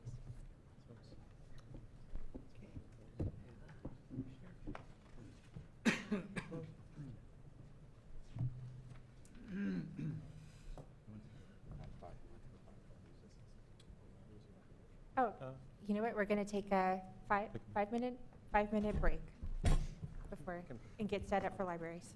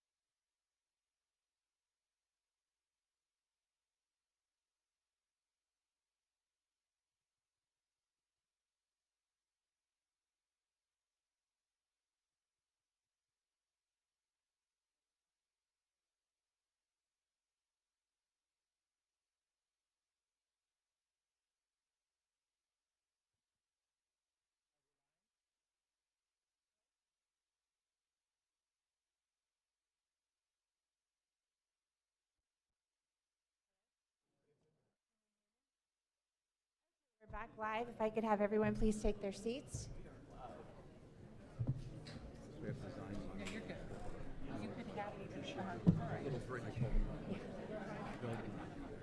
Okay, we are going to reconvene. Who are we missing? They're- Okay. Okay, we're going to reconvene now and move to the library capital budget review. Okay, well, good afternoon, Vice Mayor Woodward, Board of County Commissioners, County Administrator.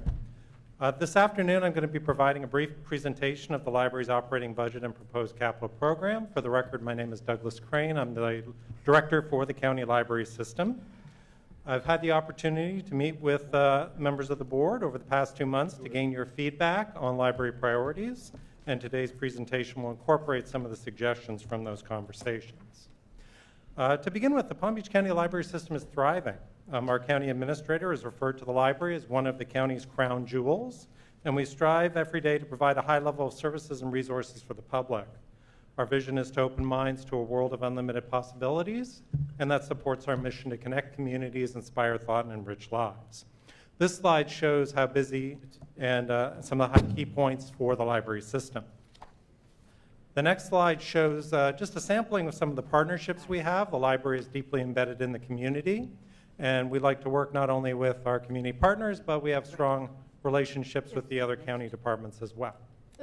Now, some of you might be wondering why the library is kind of off on its own, and that has to do with how we were founded. The library department differs from other county departments except for fire rescue in that we were funded through a dependent tax district.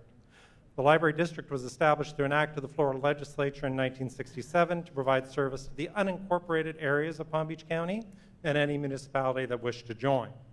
The dependent taxing district was created by the legislation to fund library operations. We began service in 1969, and in 1972, the main library on Summit Boulevard was opened as our first permanent county building. Today, the district covers 2/3 of the geography of Palm Beach County, which includes all the unincorporated areas and 24 municipalities. We have 18 locations, plus a bookmobile that operates out of a support facility called the Annex. We also have a cooperative agreement with 9 municipalities that facilitates reciprocal borrowing privileges for our residents of the county and those municipalities. So with that bit of background, I want to talk about how the library system got to where it is today. To carry out our mission and vision, the library relies heavily on capital infrastructure. Our capital history has 4 phases of library expansion, starting from storefront locations in the 70s, as we moved slowly towards having county-owned buildings. 2 expansion programs accelerated this, first in the 1980s and then in the early 2000s with 67 and 69 voter-approved support for taxpayer bonds. Since 2016, library expansion has been done through ad valorem revenue transferred to capital project funds. The most recent new location is the Canyon Branch in Western Boynton, and our 19th location will be in the town of Hypoluxo, and that is an early design phase. Palm Beach County residents are accustomed to beautiful, clean, and functional library branches. Therefore, the library system requires regular reinvestment to ensure safe, inviting, and technologically up-to-date buildings. With the last expansion program completed 11 years ago in 2015, it is time to move forward with another renovation cycle.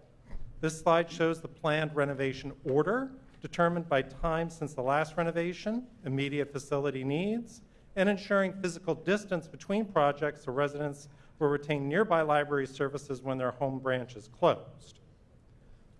We are also looking across the county as the county grows for other potential expansion sites, and these are 3 possibilities out there. However, for the upcoming renovation cycle, we believe the most immediate capital need is the construction of a new main library. The existing building on Summit Boulevard is the oldest in the system, and it has reached the end of its useful life. There is a need for a larger library facilities to support meeting space and provide unique centralized community resources and services that all our residents can enjoy. As this slide shows, Palm Beach has the smallest main library among the big 6 systems in Florida, despite being the 3rd most populous county. A new main library would allow us to provide a level of service that the public expects from one of the leading counties in the United States. So the library department is proposing construction of a 150,000 square foot facility, 2 stories tall with a large event space available outside of normal operating hours. Land exists for this building on the current Summit Boulevard parcel. The existing main library would be open through most of the construction timeline before eventually being demolished to create additional parking space. Some of the elements that we'd be looking at in a new main library, and this list is not exhaustive, the expectation would be to create an architecturally significant building with state-of-the-art technology and a large meeting room space able to sit 600 people. This type of community meeting space is lacking in Central County. It would also feature outdoor spaces for play, study, and events. That's great. Now, of course, this vision for our library capital program comes with a cost. So this slide is taken from OF&B's presentation. They asked us to include it in ours. This is the library's budget summary for FY26. And this is a reminder for the public watching that as a dependent taxing district, the library is outside the county's general fund. As a dependent district, we must carry our own reserves and fund our own capital projects. It also means all revenue raised by the taxing district is used only by the library department for library operations. We were also asked to participate in the 5, 10, 15, and 20% budget cut reduction, and this slide shows what we were suggesting. But I want to get to the estimated cost for this estimated 16-year capital campaign. Now, the costs were based on figures provided by FDO at $500 a square foot for renovations and $1,000 a square foot for new construction. These numbers would be all-inclusive, so not only would it count for the construction, but it would also count for furnishings, for the library collection, for the computers, and other items that would be required to make a functioning library. At this time, we have funding allocated for the first 4 renovation projects, plus the new branch in Hypoluxo. The main library project has a small amount of funding assigned to it. This places us 1/6 of the way towards full funding for this campaign. Now, to complete all the other projects, including a main library, the library district will continue to transfer ad valorem revenue towards capital in the upcoming fiscal years. Of course, this funding source could be adversely affected by potential property tax reform. As well, the new Hypoluxo and main libraries would benefit from impact fees. We will also apply for library construction grants from the state of Florida. Unfortunately, this grant program is sporadically funded and thus an unreliable source of revenue. This leaves 2 potential untapped funding sources. The Board of County Commissioners could authorize the placement of a ballot item for voter-approved library construction bonds. We could also seek private funding through such options as naming rights and campaign drives. The library does have a strategic planning goal set to create a library foundation in the hopes of attracting large money donors. So today we are seeking board input to ensure support for this capital campaign. We also want to ensure that the board supports the construction of a new main library. And finally, we need direction from the board as to whether to pursue a voter-approved bond issue.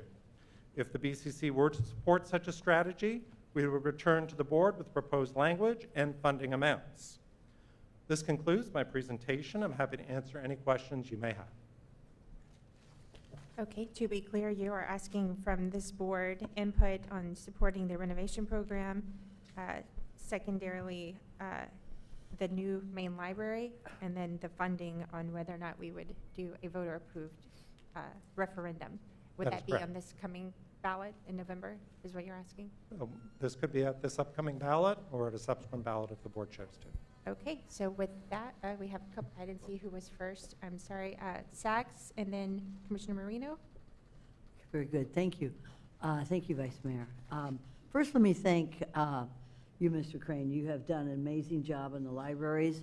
I know the ones that are in my district and also close to my district are just incredibly beautiful and modern. It's not just books anymore. You guys got videotapes, you've got learning places for, and you also, learning places for children, and you also have a new kind of situation where a parent can sit and study and have the child right next to them in a carriage. It's really, you've really done a wonderful job, and I want to thank you for that. Secondly, this is where we can really use public-private partnerships and naming rights, especially I'm almost embarrassed that we only have 50,000 square feet for Palm Beach County's main library, and I'm looking at our surrounding counties, they're so much larger than we are, and cities. So I would really look forward to becoming part of this new expansion of the library in downtown West Palm Beach. And I'll leave it up to my colleagues in terms of how we want to do that, but it's time. And so I look forward to that discussion, a lively discussion with my colleagues on how we can really build a library that is indicative of the beauty of Palm Beach County. Thank you, sir. Okay, Commissioner Marino? Thank you. Just like parks and just like animal care and control, they've been able to start 501c3 foundations to support them. So when you say private donations here, does the library have some sort of mechanism like that? Thank you, Commissioner. Currently, we have a Friends of the Library organization that can take private donations and then direct them towards library projects. The Friends group, though, is not really equipped to handle large money donations or to seek large money donors, but it is currently a 501c3 that can take in private donations and has in the past. Thank you. Okay, Commissioner Weiss? Thank you. On slide number 12, and that's your comparison to other counties, and I'm curious, did you also look at, total square footage of their systems?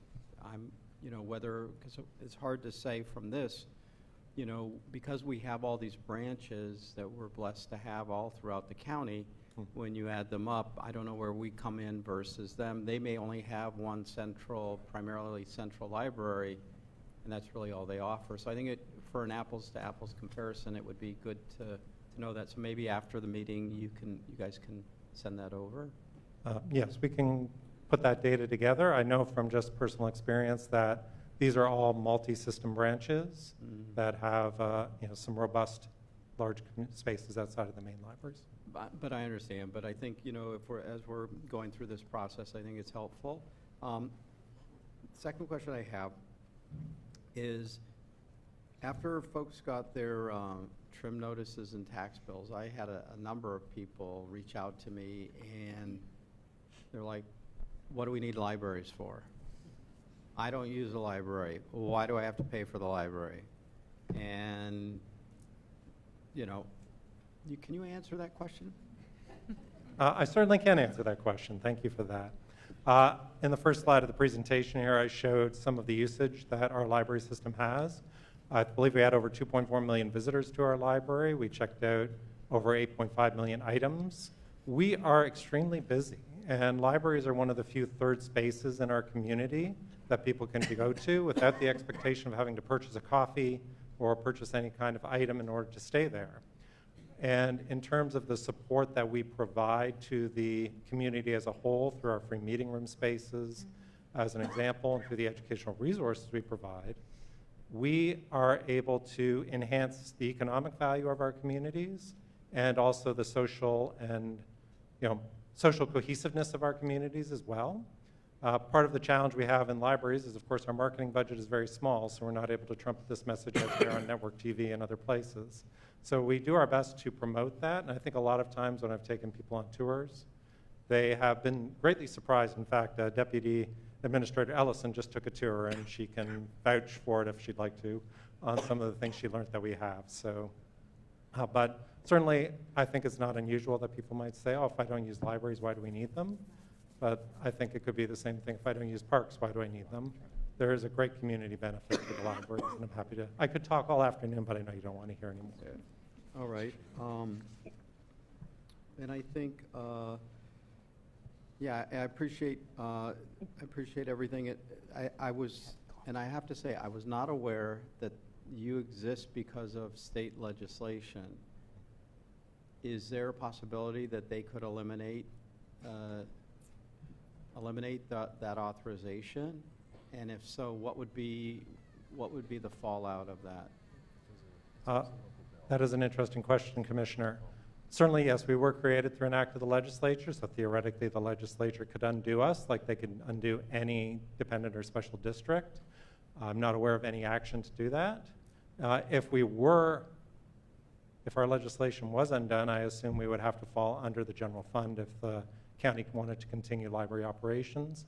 Part of the history I didn't go into before, which might be relevant, is the reason why part of the reason why the district was created is that there are many municipalities with their own public library. They did not want to pay for a county library system. They felt it would be double paying. So that is why a third of the county is outside of the district. I think there could be some complications if then it became a generally part of the county regular fund. There might be some opposition from the municipalities, but I'm just hopeful they never consider doing that. There are other libraries in the state of Florida that have similar legislation. Thank you. Commissioner Powell? Thank you, Madam Mayor, or Madam Vice Mayor. Doug, thank you for your wonderful presentation. And as a follow-up, I wanted to find out with regard to the Friends Group, you indicated that they can accept amounts of funding, but they cannot accept, or they're not equipped to accept large amounts. What would be the definition of a large amount when we start talking about the amounts that Friend Groups could raise or deal with? Well, thank you for that question. I think theoretically, they could accept any amount of money. It's just operationally, they are a volunteer organization. Unless it's for something very specific, the largest single donation that I'm aware of was $250,000 that went towards the purchase of a bookmobile about 10 years ago. They have received donations, I think, of $100,000 or less since then. Yeah. I think their capacity would be hard-pressed to accept large numbers of high donations unless we have something very specific that it's earmarked for. Thank you for that. A follow-up on the multi-system approach, when you talked about the branches and the amount of square feet, it shows our main library is 50,000 square feet. Commissioner Weiss asked the question in terms of comparison of other libraries.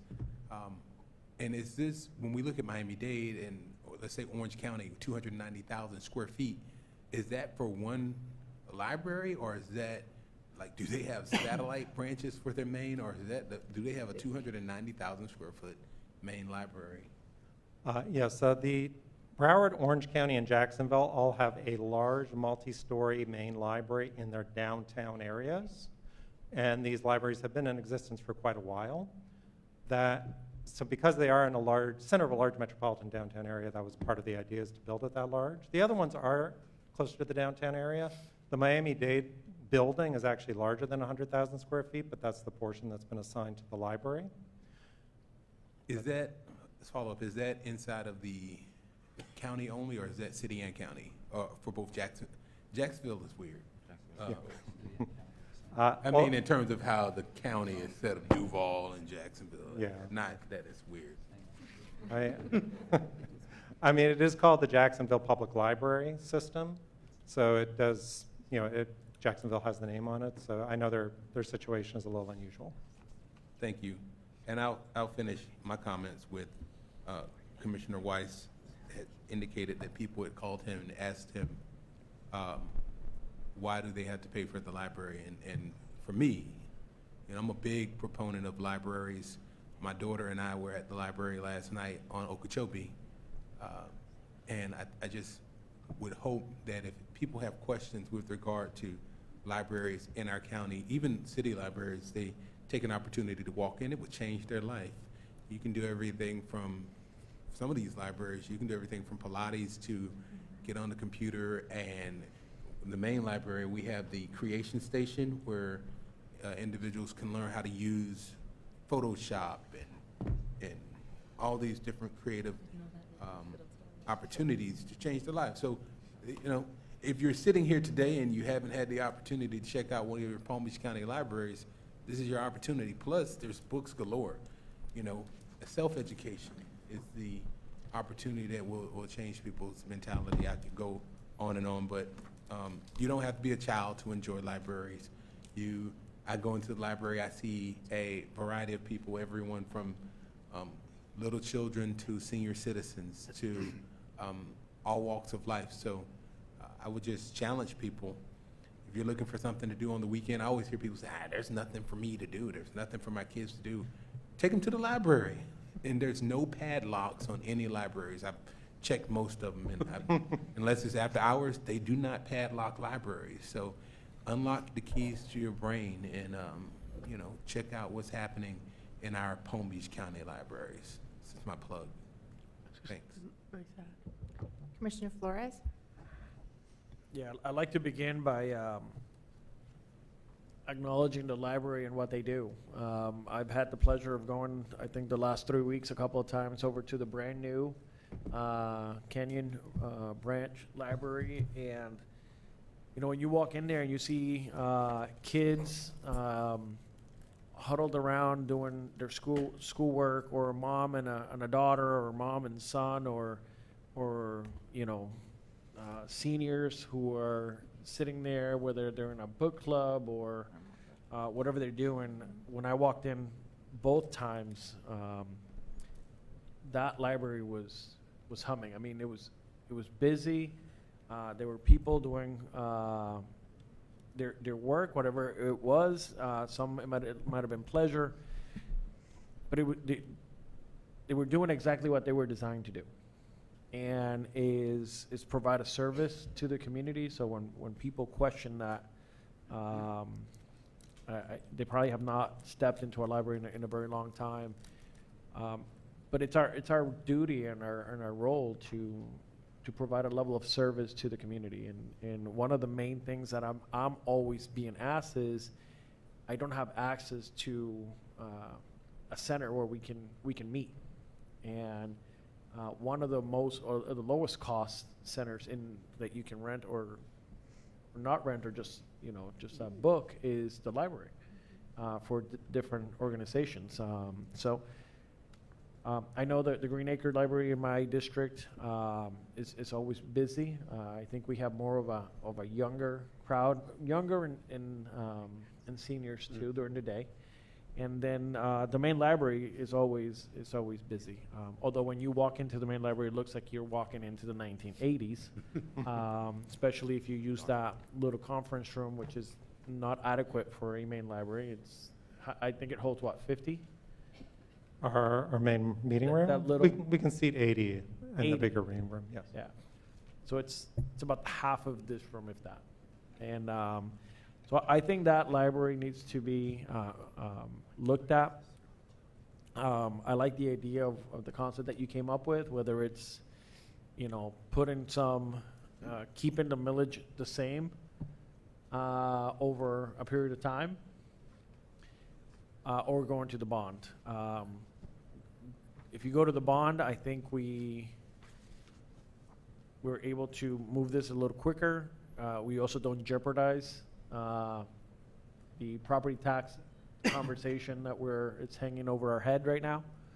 But I think that main library, I mean, if we're going to say that Palm Beach County is the place to go or the place to be, that library, the main library, should look the part. And I think right now, I think you're doing God's work with it, and I commend you on the work that happens inside of that building. But it's something that we should definitely look at. And the last thing I will say is, not everyone has access to a computer. Not everyone has access to TV. Not everyone in this county actually has internet. I have mobile parks in my community that don't have Comcast. Their sole method of internet comes from one of these devices.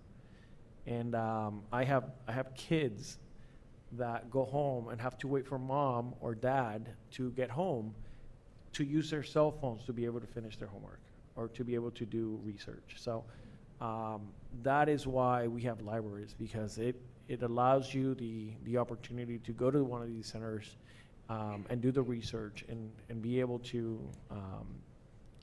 do what you have to do. And I think we got to remember that not everyone in this county has the same access as everyone else. So a library levels the playing field, and it gives everybody accessibility. So thank you for what you do, and I look forward to moving this along. Commissioner Marino? This will be my last hurrah, then I'm going to say goodbye to you all. As far as I'm concerned, the library can do no wrong. Anytime you have the ability to educate the richest, the poorest, the youngest, the oldest, you're doing a duty to service to all of us. And the Canyon Branch is a perfect example of the evolution of the library system and the fact that there's meeting space there. And we have a small library in the gardens, small meeting spot. I look forward to the renovation in the gardens. But anything that we can do to support you in your endeavors, I think is important for all of us. Thank you. I would support all those. Okay. Well, if I could, from the board, I was keeping some notes. Is there board consensus on yes on the larger main library? I'm sorry. I'm sorry, Ms. Administrator. Thank you, Madam Mayor. I appreciate Doug bringing up when he started how I mentioned that the library system was one of our crown jewels in the county. You know, from the way I look at it as your administrator, from Greco-Roman times to today, our libraries, community centers, and government centers are what show the progress and what makes communities special. And I cannot thank this board enough personally for the Canyons Library in the area that I live. What almost all of you have mentioned about it is so true. I live there, so I see the community using it every single day. I drive past it every single day and see the packed parking lots, and when I go in, Commissioner Flores couldn't be more accurate. It is buzzing, and that's only because of the work of this board.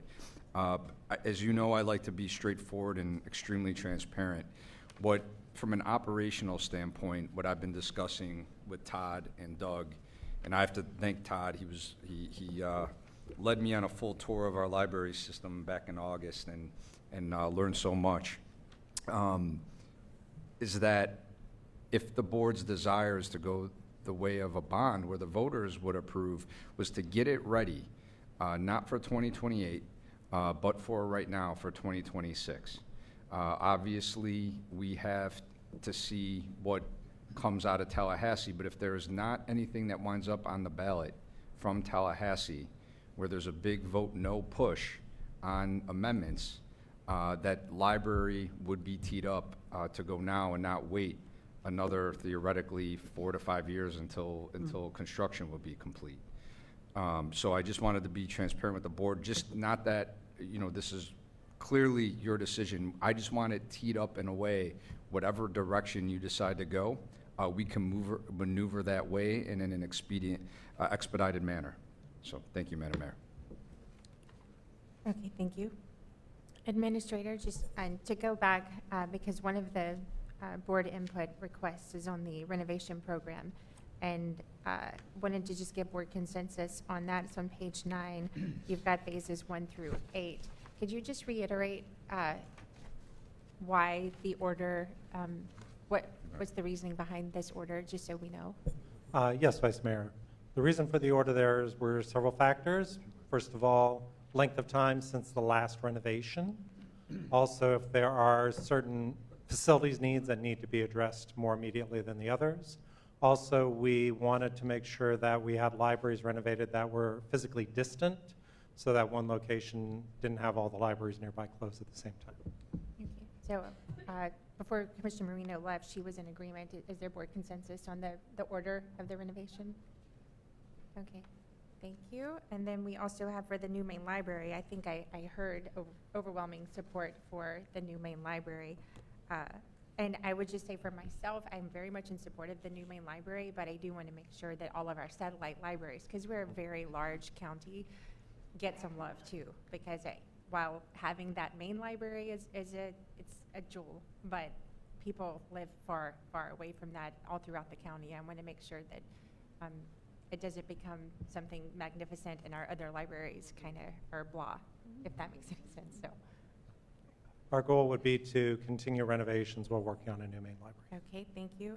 And then as far as the voter-approved bond issue, I very much agree that I don't want to leave this to whatever may happen in Tallahassee. And this would be going to the voters who are going to pay for it. So I am in support. I think the rest of the board, and you would then, you bring that back to us with the language in future meeting. So I think you have board support on bringing that back to us. Thank you very much. All right, thank you.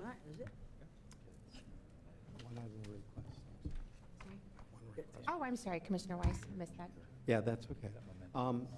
Can you also, when you bring this back, I think it would be, just as we start the discussion, or as we start I shouldn't say discussion, the process for this, so that the public will understand what potential cost is for the bond, what that might be to their, addition to their taxes. I think it's going to be relatively small amount. And I say relatively when you break it down by month and day and so forth. But obviously, it for everybody is going to, within the library taxing district. Or does this apply to the library taxing district, or is it countywide bond? Library district. So only people who are part of the library district will vote on this, Right. and will be taxed for it. Right. Okay, so I think then it's not quite as diluted as I thought it was going to be. So it might probably be good for us to have that number too. I'm sure my colleagues at OFMB would be able to figure out those numbers for us. Great, thank you. Okay, so with that, County Administrator, is there anything else that you would like to? Thank you, Madam Mayor and Board. I really appreciate you coming here, and feel it was a great retreat. So thank you, Madam Mayor. Was a very good retreat. Any fellow OFMB director, did you want to add any comments? No, did I mention that unfunded mandates are $50 million? Thank you. I'm going to write that down one more time, $50 million. Thank you for that. Would my fellow commissioners have any additional comments? Nope. To make? Okay, with that, we will be adjourned. Thank you very much. Thank you. Everybody be safe.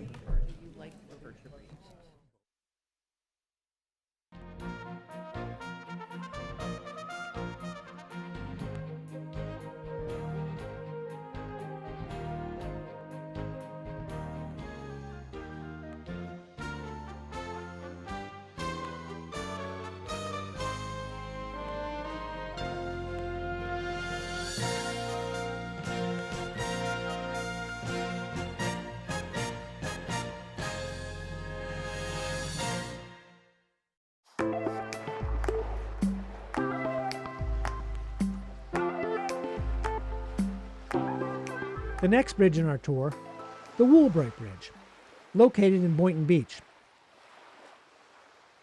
This bridge story begins long before the land was cleared, concrete poured, and steel spans installed. Woolbright Road carries the name of Tom Woolbright, a coal miner from Illinois, who arrived in Boynton in 1912. Tom became a pineapple grower, helping establish Boynton's early agricultural identity. His son, Sam Woolbright, would later serve as Boynton's mayor in 1947, firmly cementing the family's place in local history. By the mid-1960s, Boynton Beach was expanded rapidly, and a second east-west crossing became essential. At the time, travelers relied heavily on the Ocean Avenue Bridge, itself rebuilt in 1936 to replace the original 1912 swing bridge. A new southern crossing was proposed to relieve congestion, originally planned near Cameron Corners by Briny Breezes, a small beachfront trailer community. But in 1966, the final alignment shifted north to 15th Avenue, the route we now know today as Woolbright Road. Just 2 years earlier, in 1964, Hurricane Isabel had slammed into the East Coast, destroying 25 mobile homes in Briny Breezes. The storm highlighted the vulnerability of the barrier island communities. In 1967, the Woolbright Bridge officially opened, becoming a vital link between Boynton Beach and the communities of Ocean Ridge and Briny Breezes.